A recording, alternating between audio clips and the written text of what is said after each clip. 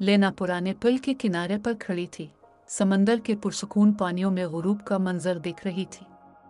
उसने कभी नहीं सोचा था कि वो इतने सालों बाद इस जगह वापस आएगी, मगर वो यहाँ थी, इस घर के सामने जहाँ वो पली थी। दूर नजर आता हुआ मीनारा मध्यम रोशनी से चमक रहा था और लहरें धीरे से साहिल पर टकरा रही थी।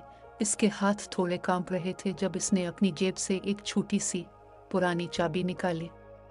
ये चाबी एक संदूक की थी जो इसके वालिद ने इससे कब्ल बंद कर दिया था, इसके गायब होने से पहले। वो संदूक हमेशा उसे तजस्सुस में डालता था और अब आखिरकार वो इसे खोलने जा रही थी। नम नम हुआ उसके बालों में रीन रही थी और वो पुरानी कश्ती खाने के लकड़ी के कदमों की तरफ बढ़ने लगी। इसका दिल तेज धड़क रहा था जब उसने चाबी को ताला में डाला। संदूक आहिस्ता से खुला और अंदर एक खतों का ढेर था। पहला खत लिखा था, लेना, सफर अब शुरू होता है। इसके वालिद ने इसके लिए एक राह छोड़ी थी। ये सिर्फ यादों का संदूक नहीं था, ये कुछ बहुत बड़ा शुरू होने का इशारा था।